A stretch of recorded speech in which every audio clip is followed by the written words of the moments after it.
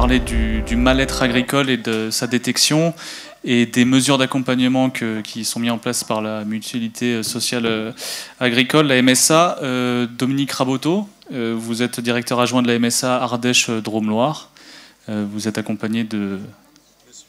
Philippe Monod, administrateur à la MSA Ardèche-Drôme-Loire aussi. Merci. Je vous laisse la parole 20 minutes et puis je reviendrai après pour les questions avec le public. Bonne présentation.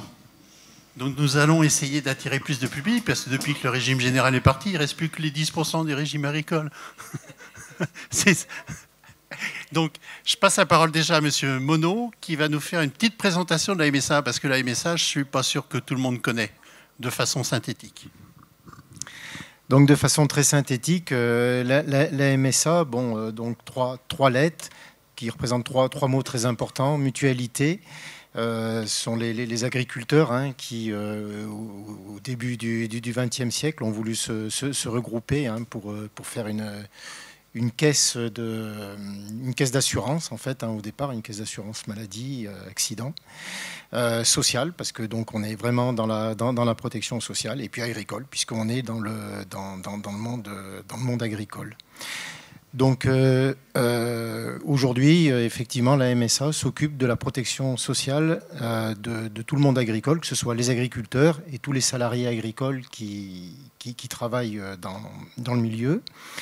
On a une grosse particularité par rapport au régime général, c'est que nous, on est ce qu'on appelle guichet unique. Alors, c'est un terme un petit peu technique, mais en fait, la MSA regroupe tous les services qu'on peut retrouver en protection sociale, ce qui nous permet de suivre les personnes de la naissance jusqu'à leur décès.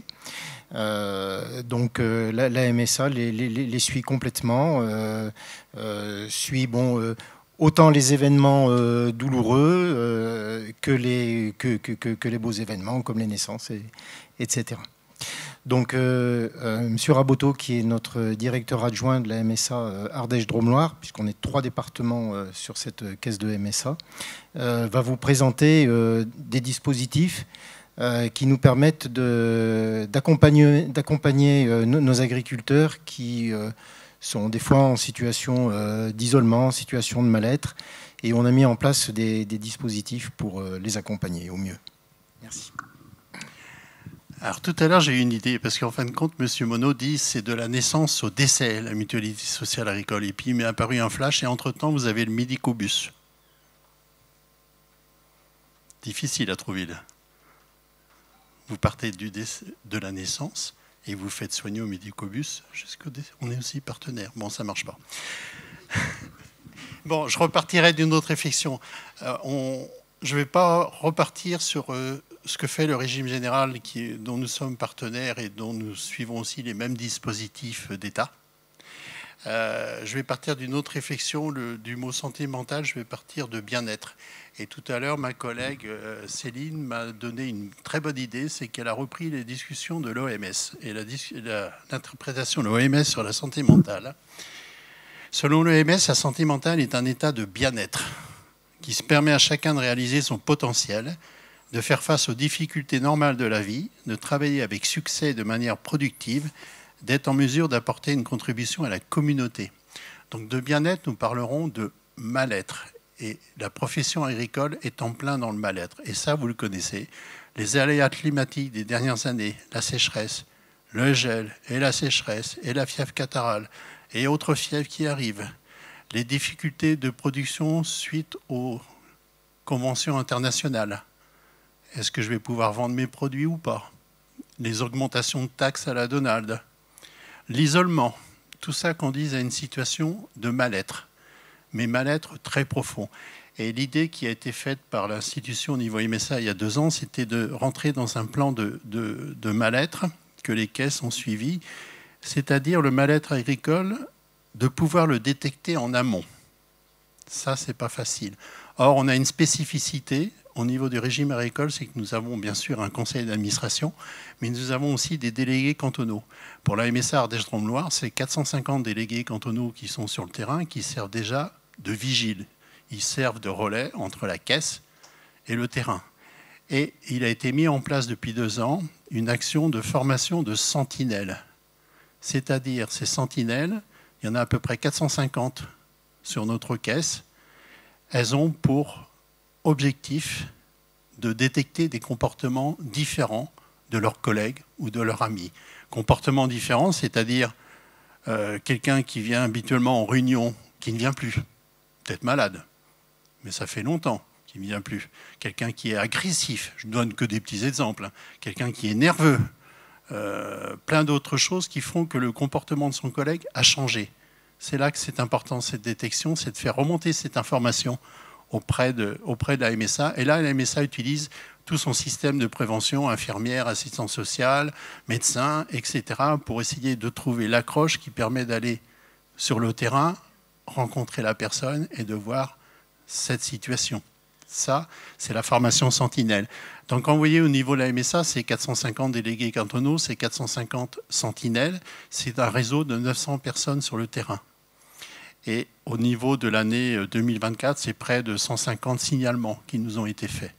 Le mal-être agricole, le suicide agricole, c'est 40% de plus que le suicide en milieu normal. Enfin, entre guillemets, milieu normal. Là, je parle du suicide au milieu rural et au milieu agricole. Si tu veux intervenir, n'hésite pas. Ah oui, on m'a dit. Voilà. Donc, parmi les organisations, enfin les systèmes mis en place, donc il y a le réseau des sentinelles pour repérer et orienter. Il y a aussi tout le dispositif agri-écoute pour une première écoute par les psychologues. L'aide au répit pour prévenir l'épuisement professionnel. Ce n'est pas un vain mot, l'aide au répit. Les exploitants agricoles n'ont pas forcément l'organisation pour prendre des congés. C'est l'épuisement que ça aboutit. Les congés, nous avons mis en place une aide au répit pour favoriser des départs, pour qu'ils lâchent la pression. Ça, c'est important. Il y a une première invitation qui a été faite à près de 2500 assurés là, cette semaine pour leur permettre de passer un week-end à Vaugué, avec une participation de la MSA et suivant certains critères. Donc l'aide au répit, c'est très, très important. Autre dispositif, c'est la cellule pluridisciplinaire de prévention du mal-être et du suicide et l'accompagnement global aussi assuré par les travailleurs sociaux.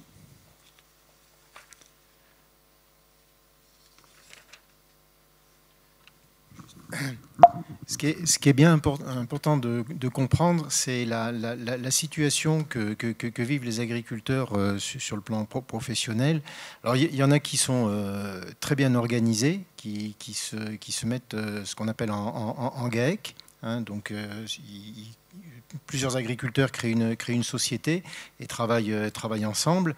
Donc, ça leur permet de prendre des congés, d'avoir une vie de famille plus régulière. Mais surtout, nous, dans la Loire, on a beaucoup d'agriculteurs qui sont en situation d'isolement parce qu'ils travaillent seuls. Nous, on est un département à fort potentiel d'élevage et de production laitière. Donc, vous savez, la production laitière, bon, il faut traire les vaches 2 fois par jour. C'est très contraignant. On connaît beaucoup d'agriculteurs aussi qui sont vraiment seuls, hein, qui n'ont pas de famille, qui sont ou célibataires ou divorcés. Donc, ce sont des situations, j'allais dire, des situations à risque, en fait. Qui fait quand même, malheureusement, c'est une des spécificités quand même que l'on retrouve dans le monde agricole. Et dire aussi que ces personnes-là sont quand même très attachées à leur métier et ont des difficultés à déléguer. C'est-à-dire, généralement, ils ont pas dans leur culture de faire travailler des personnes extérieures à leur exploitation. Donc, la MSA les accompagne pour leur apprendre un certain nombre de codes, je dirais, hein, pour accueillir un salarié, pour expliquer aussi toutes les difficultés législatives qui sont liées aux embauches des salariés. Donc voilà, la MSA essaye de trouver des pistes pour les accompagner. Et comme disait Philippe, le métier d'agriculteur aujourd'hui, c'est plus labourer son champ et conduire son tracteur, c'est une véritable entreprise. Et il y a un gros mal-être par rapport à la profession et par rapport à la papasserie aussi. Et puis un deuxième point institutionnel, c'est là que je veux déborder des sentinelles, mais un deuxième point institutionnel qui a été présenté au Sénat donc au mois d'octobre, c'est l'action vis-à-vis des femmes du monde agricole. Être exploitant agricole, c'est être exploitant mâle pour 75% des cas. Les femmes commencent à devenir exploitantes agricoles, mais elles ne sont dans une proportion de 20 à 25%. Et là, la santé pour les femmes en milieu rural est devenue de très, très difficile. Donc avec nos partenaires du régime général, ce que nous allons faire bientôt, nous allons conduire une action de prévention santé pour les femmes dans le secteur du PILA, si vous êtes d'accord. Mais ils seront d'accord. Donc ça, c'est important, les femmes, au niveau du monde agricole. Elles souffrent de la difficulté du métier entraîne des postures, des positions de mal de dos inimaginables, mais elles souffrent de mots qu'on n'ose pas dire non plus en public. L'incontinence, c'est important. La dermatologie, ce sont des métiers qui sont exposés au soleil. C'est très important aussi. Donc ça, on suit de près. Et pour revenir aux sentinelles agricoles, donc, on ne demande pas à ces gens-là d'être professionnels, ils suivent une formation de 1 à 2 jours, on leur demande de détecter un comportement différent. Savoir repérer les personnes en souffrance autour de soi, c'est important, c'est déjà ouvrir l'œil. Alors ça s'adresse à toute personne du monde rural, on n'est pas obligé d'être agriculteur pour être sentinelle. Vous pouvez très bien être dans une mairie et suivre cette formation-là. Justement, dans une mairie ou dans le centre communal d'action sociale, vous avez affaire à des gens qui ne vont pas forcément à la MSA et qui sont du milieu agricole. C'est savoir entrer en contact avec les personnes concernées, parce que quand vous voyez quelqu'un en souffrance, c'est pas évident. Hein. Vous n'allez pas lui dire alors ça va ? Je pense que vous êtes d'accord avec. Savoir donner l'alerte et orienter aussi. C'est pas tout de détecter des premiers signes. Si ça se trouve, il y a des signes qui ne sont rien, qui vont durer que 15 jours, mais il y a des signes qui peuvent avoir une répercussion plus importante. Et la répercussion importante dans le milieu agricole, elle est terrible. C'est-à-dire que, et ça on l'a constaté aussi chez les hommes et chez les femmes, l'homme ne se rate pas en milieu agricole. C'est la corde ou le fusil. La femme, c'est plus doux. Mais l'homme, ça ne pardonne pas du tout. Donc c'est prendre soin aussi de sa propre santé mentale. C'est pour ça qu'on appelle aussi bien-être. C'est important le bien-être. Peut-être, j'aime mieux le bien-être que santé mentale, si vous m'excusez. Santé mentale, j'ai une longue carrière dans le régime agricole. Et souvent, les personnes qui avaient des difficultés de mal-être étaient mises à l'écart par leurs propres collègues. Et surtout, si cette expression se faisait dans un petit rayon, comme on discutait tout à l'heure avec Philippe, elles étaient mises à l'écart, mais surtout, les vautours arrivaient derrière. C'était une proie. Donc, toute cette difficulté, cette culture, commence à changer. Donc, voilà un peu ce qu'on voulait vous présenter. Et puis, M. Philippe... Il faut que je reprenne le micro, je suis un peu bavard, je m'excuse, mais je voudrais revenir sur quand je vous ai parlé tout à l'heure du guichet unique, c'est quelque chose qui est spécifique à la MSA et qui est très important. En fait, donc, nous, on a tous les services en MSA. Et lorsque on rencontre une personne qui a un problème, elle peut avoir, par exemple, un problème aussi de cotisation. Donc, nous, en tant qu'élus, on connaît les personnes ressources au service cotisation qui vont débrouiller leurs problèmes. Ça peut être un service plus, un problème plus social. Donc, à ce moment-là, on fera appel à un travailleur social. Donc, vous voyez, je veux dire, nous, en tant qu'élus, on connaît le spectre complet de la MSA et on va aller chercher les personnes ressources qui vont permettre de débrouiller le problème de la personne. Avec la difficulté, si tu me permets, que le poids des cotisations n'est pas forcément le premier signe d'alerte, parce que ce qu'on a vu avec le passé, l'expérience, c'est qu'un agriculteur dans la Loire, il se met en devoir d'être à jour de ses cotisations. C'est-à-dire derrière votre ordinateur, vous voyez à jour. Ça ne veut pas dire qu'il n'est pas en situation de mal-être. Voilà, nous avons même du temps d'avance. Vous voulez poser des questions? Est-ce qu'il y a des questions du coup dans le public, puisqu'on a du temps?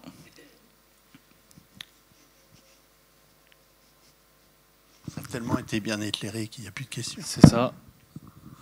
Est-ce que, juste sur le bien-être ou la santé mentale, est-ce que c'est un sujet qui est quand même... on sait que c'est un sujet qui est tabou dans la société. Est-ce que c'est particulièrement le cas chez les agriculteurs et les agricultrices? Ça a été tabou il y a quelques années. Ça commence maintenant à être mieux perçu comme une maladie. Alors qu'avant, c'était pris... On avait du mal à comprendre qu'un agriculteur puisse être en situation de dépression. Il n'était pas dépressif, c'est qu'il ne fait rien, ou il a trop de choses, ou il se disperse, ou etc. C'est un bon à rien.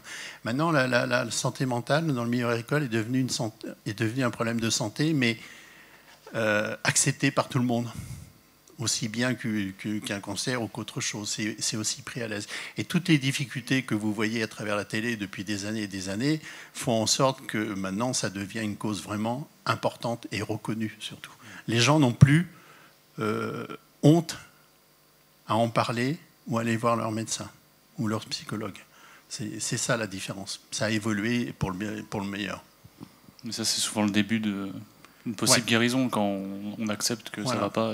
Alors, je reparlais des femmes tout à l'heure dans mon intervention. C'est vrai que la femme donc, est chef d'exploitation maintenant à part entière et devient de plus en plus. Mais comme toutes les femmes qui sont présentes ici, elle a aussi malheureusement encore son métier à faire au sein de la maison. Double difficulté. En plus. Ça, il y a encore une évolution de la culture à changer. Des questions peut-être, des interrogations?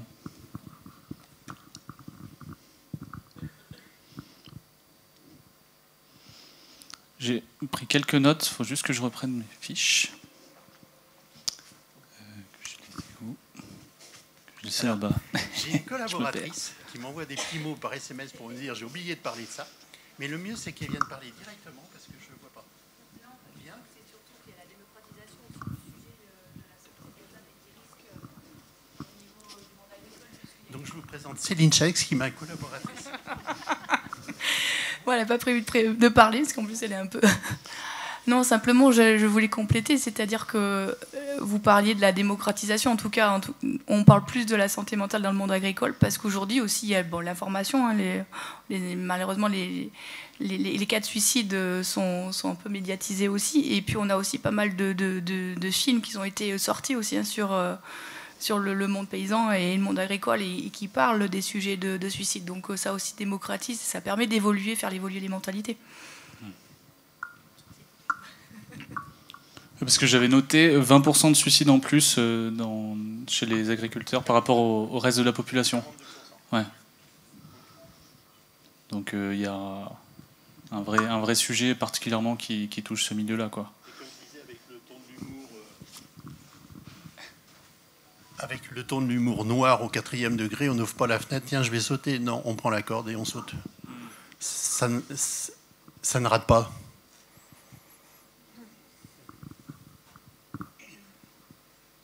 Bon, j'ai créé une situation de mal-être.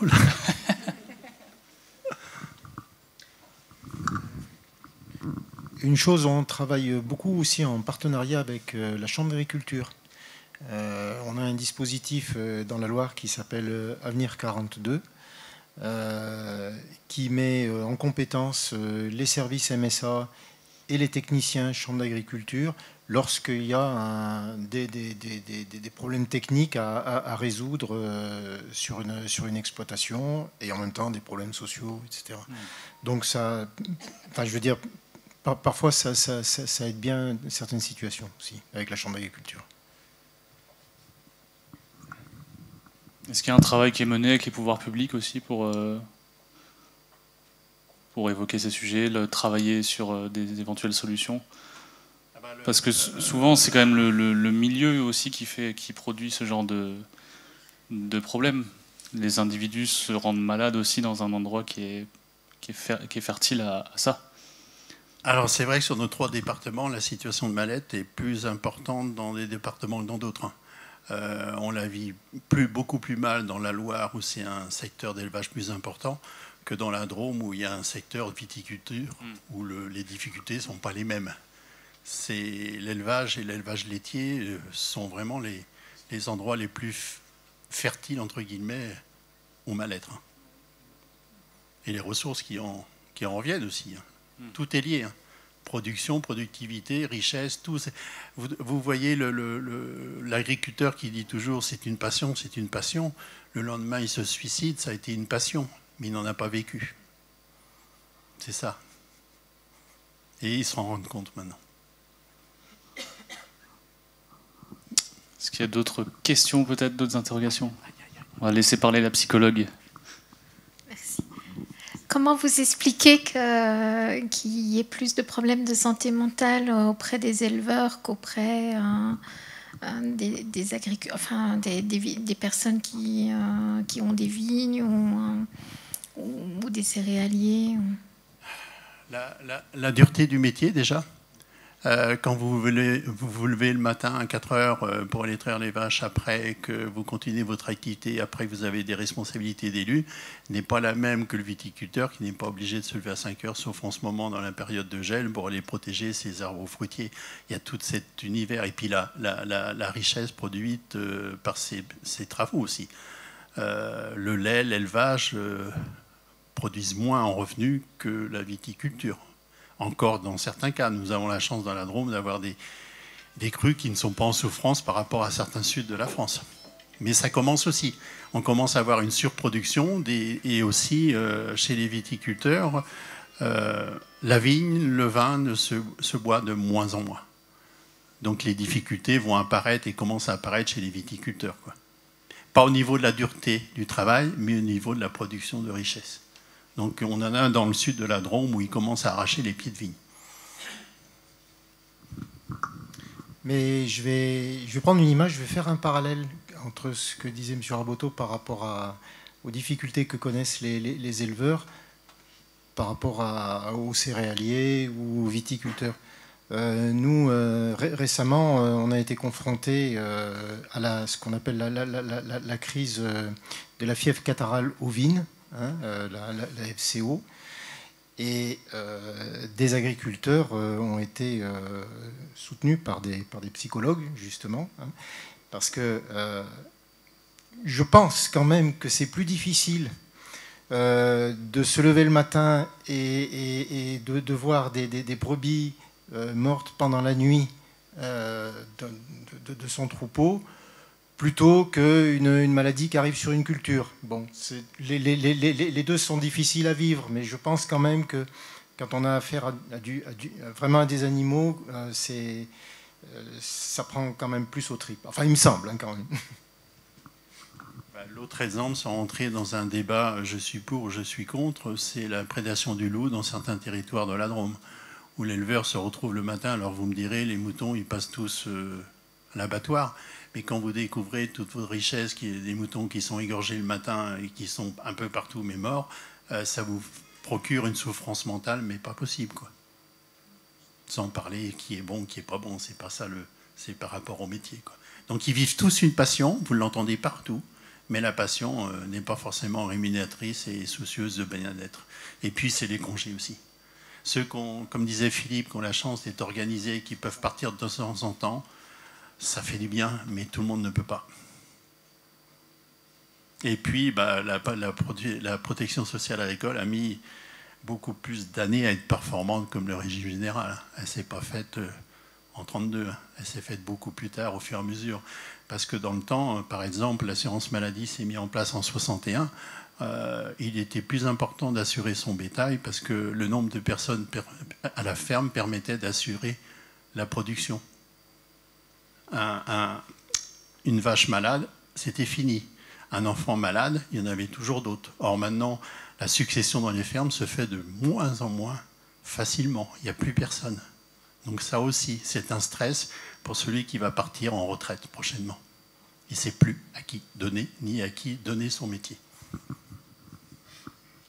On a Merci. Non, il reste 4 minutes 50. Non, il nous reste encore du temps, donc s'il y a d'autres questions, c'est possible. Sinon, d'autres remarques peut-être, sans question des remarques, quoi. Non, simplement compléter à nouveau, c'est que la formation Sentinelle, donc c'est 7 heures c'est une formation de 7 heures gratuite. Donc effectivement, tout le monde peut devenir Sentinelle, pas forcément issu du monde agricole. Donc voilà, on fait appel aux volontaires. Par exemple, quelqu'un du régime général qui habiterait en milieu rural est la bonne personne pour suivre cette formation. Bon, eh bien merci à vous, merci pour cette conférence et ce thème qui est très important.